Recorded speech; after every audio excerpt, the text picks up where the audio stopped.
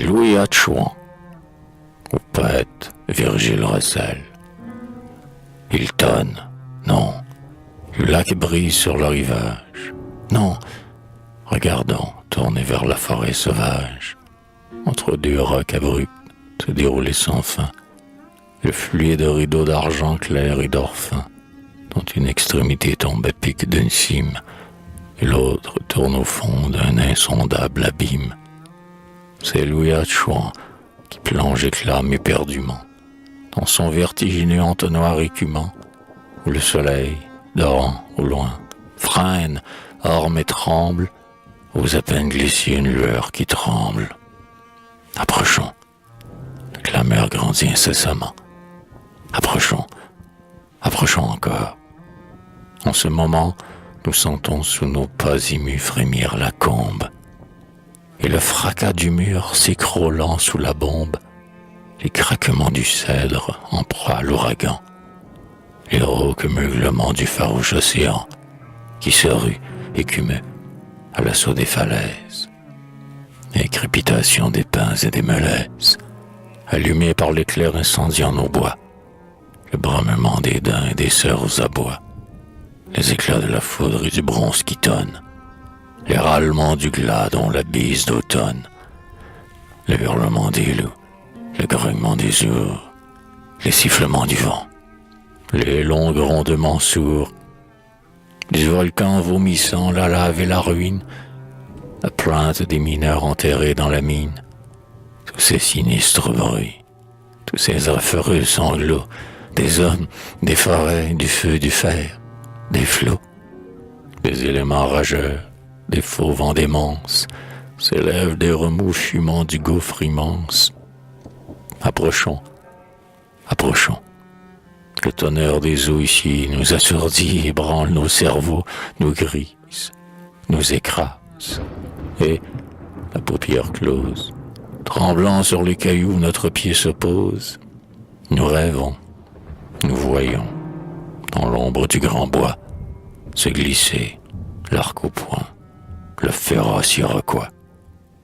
Nous entendons, parmi le fracas formidable, du torrent qui se tord dans le gouffre insondable, les longs cris éperdus de prisonniers hurons, scalpés et brûlés vifs par des hommes démons. Les lamentations d'une jeune victime qu'un sachem, le front nu, va lancer à l'abîme pour calmer la fureur des puissants Manitou.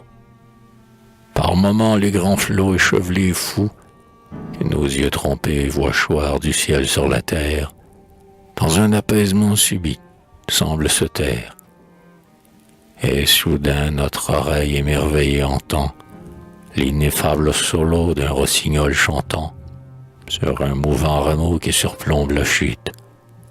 Mais aussitôt des tueuses d'hautbois et de flûte, ce sont mystérieux, d'indicibles accords, des éclats de clairons, de bugles et de corps, auxquels le sifflement de la balle se mêle, couvre l'hymne suave et pur de Philomèle, et, redit par le cours, dolent comme un adieu, monte vers l'impassible infini du ciel bleu. Puis ce concert sans nom, dont la plage frissonne, redevient un long bruit discordant, monotone, étourdissant, sinistre, effroyable, angoissant. Nous venons de toucher enfin le bord glissant du gouffre, où maintenant un soleil d'or flamboie, et, moite de l'embrun qui jaillit poudroie, sous la brise berçant tout près hêtre et bouleau, nous regardons crouler les ondes. Quel tableau!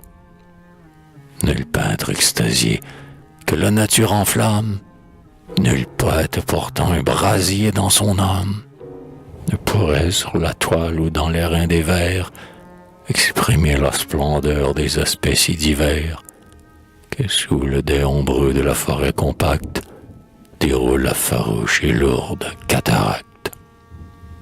Oui, devant Louis Hatchouan, sous terre est impuissant. Voyez, voyez, des flots de l'air rougi de sang, des feuilles de platine et des grappes de perles roulent dans l'eau qui choit, tourne, écume et déferle. À nos yeux, tour à tour charmés et stupéfaits, l'agate et le rubis confondent leurs reflets. Des paillettes d'argent, des lamelles de cuivre, des filigranes d'or, des étoiles de givre, des pétales d'iris, de roses, de muguet, d'éblouissants flocons de neige et de duvet, tourbillonnent sans fin dans la masse mouvante, dont la vaste clameur jette au bois l'épouvante, et, mêlant leurs éclats à ceux du diamant, font de ce lieu d'horreur un lieu d'enchantement, sur qui cependant flotte un voile de tristesse. Les mille glas des eaux semblent croître sans cesse, et nous sentons en nous brûler plus ardemment la fièvre du vertige et de l'effarement. Quelqu'un va-t-il un jour mettre fin au supplice du blanc torrent poussé vers le noir précipice?